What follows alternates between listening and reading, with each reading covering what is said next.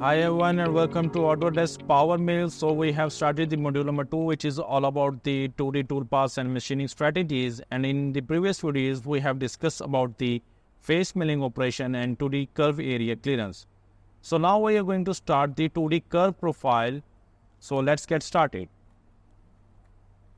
So here I have already opened the Autodesk PowerMill, and what we need is we need to create a 2D geometry.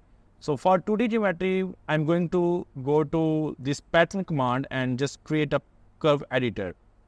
Or what I'm going to say that I'm going to create a pattern and name this as a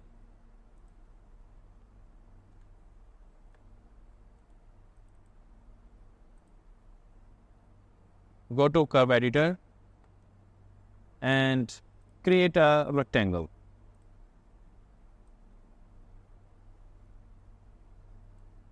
Okay.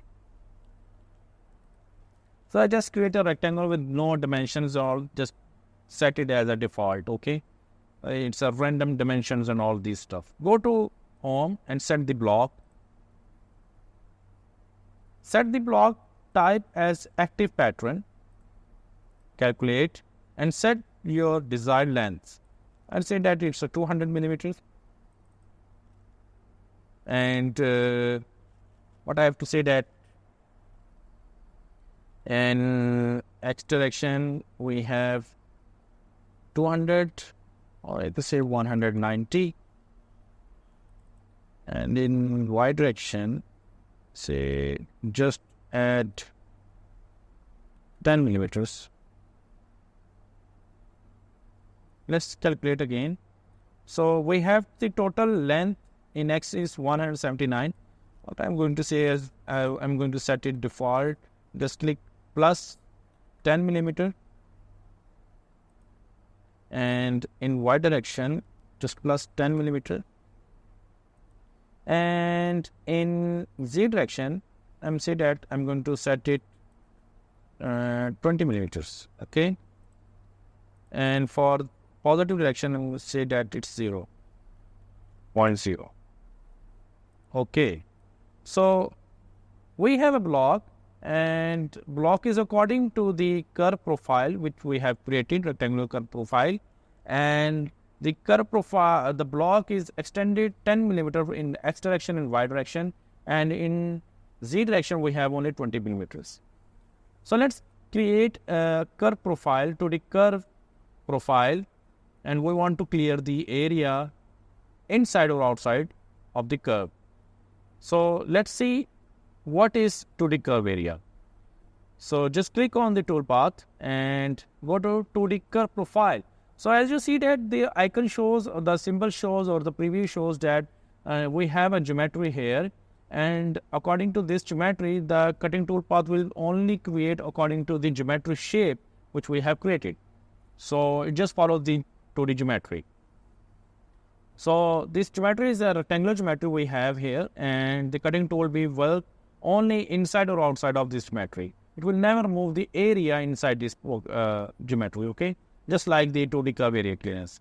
So it will never move the material. Just it will follow the curve area, curve profile and move that material. Just click on OK, and we have the toolpath which is named as 2D profile. So only the profile will be work here. So we have the Workplane already set it, block set it, tool. Yes, we need to set the tool. Click on the end mill, and what I'm going to do is I'm going to set the tool 10 millimeter. So flat end mill 10 millimeters, and that's 10 millimeter. Okay, go to machine tools. Don't need limits, no need. Curve profile, yes, we have a curve profile named as this, and you can edit this curve profile. Okay, so just click on the curve editor and you can edit this curve. Okay, click OK and set the positions. So I have set the positions inside or outside. So if I set it inside, the cutting tool will work inside. Or if you want to set it outside, just click on the outside tool, remove the material outside of this curve. Okay. So we have an extended material over here and just want to remove the extra material outside this curve. So I just selected the machine side outside and just click OK. So you have to set the limit. So what I have set it is -10 Newton. Let's say that we have -20 millimeter in depth. Direction is climbing. OK. Go to cut distance. We have the stock 20 millimeter and the step down is 2 millimeter. OK. We need to remove the material 2 millimeter every step and move that material. OK. And step over is 5 millimeter. Let's say that is 5 millimeter step over. Just go and you need to change any settings. Just go to feed and speeds and set the spindle speed. I'll say that 6000 RPM and the cutting speed rate is 2500. Plunge rate is 250. OK. And just click on the calculate. So what you see over here, just it creates a tool path, but you see that the cutting tool path is created only on these edges. This is because that we don't have enough material to remove this by this cutting tool, because the cutting tool is going to be moved outside. So therefore the cutting tool will never move that material. So what we need is just go to block and add some more material. OK, just click on here 10 millimeter extra and 10 millimeter more. OK, that's it. Click calculate and you will get the tool path here.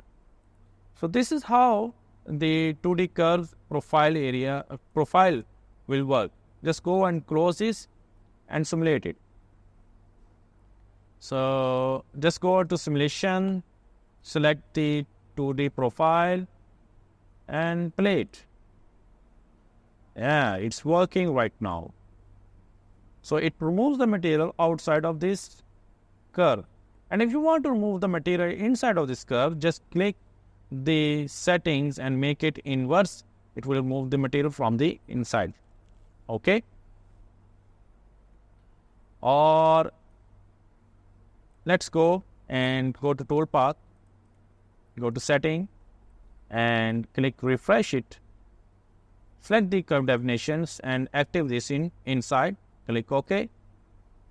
Click calculate. And you see over here that the cutting tool path is placed inside of this material, OK, or inside of this curve. So this is how we can create the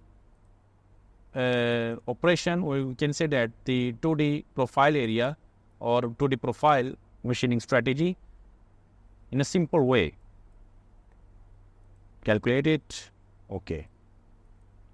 So further, as you see that it takes plunges all the way in every step. Let's do and set the settings.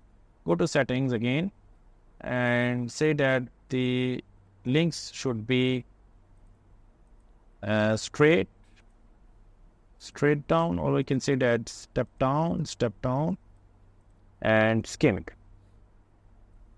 So go check, enable, uncheck, click calculate and close. So let's see how it looks like. So it takes this step down every time over here. OK, never goes up down. So it will take continuous type of machining. Or go to Toolpath, edit, and I'm going to select it order. So just select it alternative directions and see how it looks like. Go to simulation, click the 2D profile, click play. As you see that it works in two-way direction, OK? Climb milling and conventional milling, both way. So this is how it looks like, and this is how we can move the material. Go to view mill setting, click on, go to beginning, let's click and play this.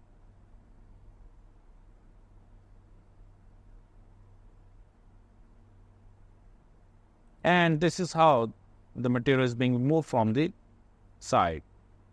So hope you enjoy this video, and hope you enjoy and you learn how we can create a 2D profile, or we can say that 2D curve profile in PowerMill, Autodesk PowerMill, and how we can create a 2D profile strategy. So stay tuned for more videos. Thank you very much.